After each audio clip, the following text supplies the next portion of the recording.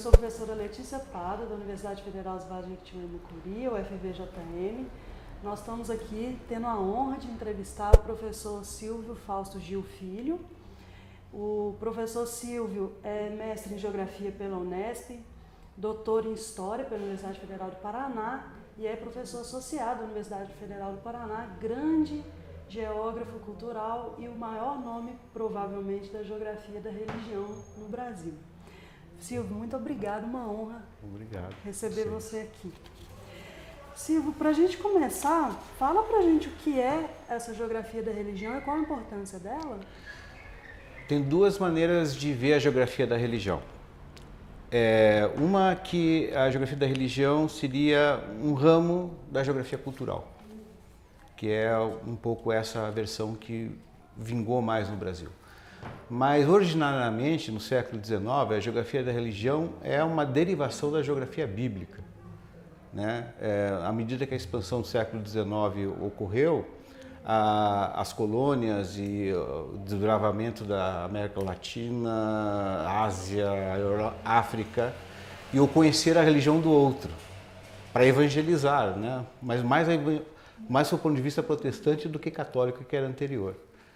Então, eu considero hoje a geografia da religião como ramo da geografia humana, uma subdisciplina, e que ela teria que ter métodos e técnicas próprias, uma visão específica de campo, e não como apenas um ramo da geografia cultural, que isso vem da tradição anglo-saxã, né?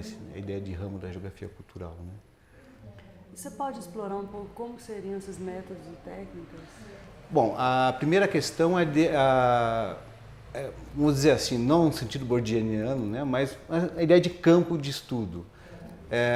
Uma geografia da religião pressupõe que a religião ela é estruturante ou conformadora do espaço geográfico. Ela não é apenas um elemento que aparece na discussão, um elemento da cultura. Ela é também, mas ela é mais estruturante do que propriamente apenas um elemento característico, né? Então, para definir esse campo, você tem que pensar que a religião ela tem essa peculiaridade de plasmar o espaço geográfico de uma maneira específica, que tem aspectos culturais, mas tem aspectos de relações de poder e tem aspectos simbólicos e propriamente religiosos específicos, né? Então, essa especificidade da religião como elemento identificador do espaço que a gente está procurando, que daria um caráter para a disciplina. Senão ela seria, vamos fazer geografia cultural e de vez em quando falando da religião como um elemento da cultura. Ok, também pode, mas aí a centralidade da religião se perde. E aí ela passa a ser apenas um elemento e não um elemento central. Certo. E como você mesmo comentou aí, a geografia da religião que veio da geografia bíblica, então ela existe há muito mais de 200 anos, né, no mundo. No entanto, no Brasil a gente tem o primeiro registro dela a partir da década de 1970 e os estudos mais intensos a partir de 1990, né? Por que você acha que no Brasil ela foi tão tardia a inserção dela?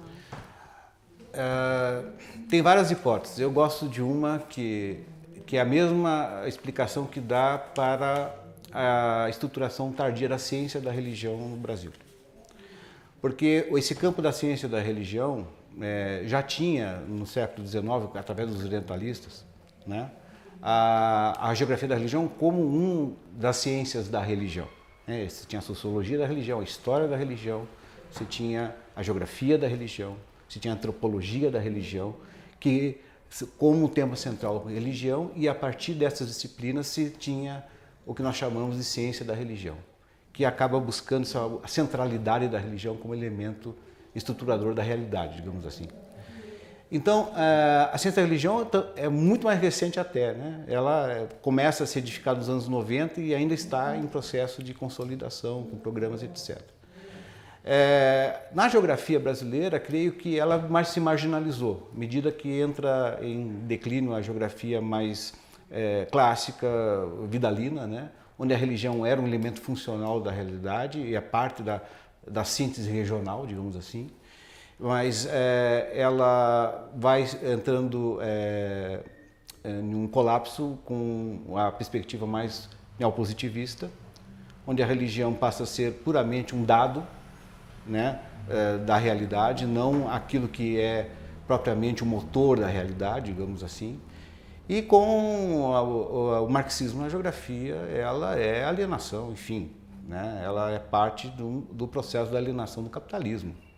E aí não tem mais espaço para a religião na geografia brasileira.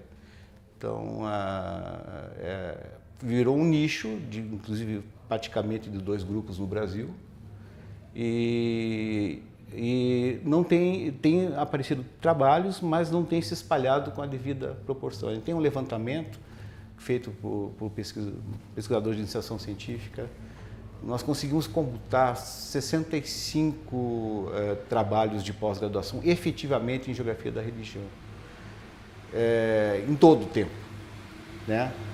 E não é muito, e é muito localizado no Rio de Janeiro e no Paraná, né? O que nós temos um avanço é o trabalho de festas religiosas, que é outra coisa, né? Então, o trabalho de festa na geografia cultural avança e a religião sempre está presente nesses trabalhos. São festas religiosas. Mas na geografia da religião, puramente falando, só tem esses 2 nichos. E a gente vê no Brasil 2 abordagens mais presentes, né, da geografia da religião, uma mais estruturalista e uma fenomenológica, da qual você, inclusive, é pioneiro. Você pode explorar um pouquinho o que elas são? Pois é, nós temos várias proposições.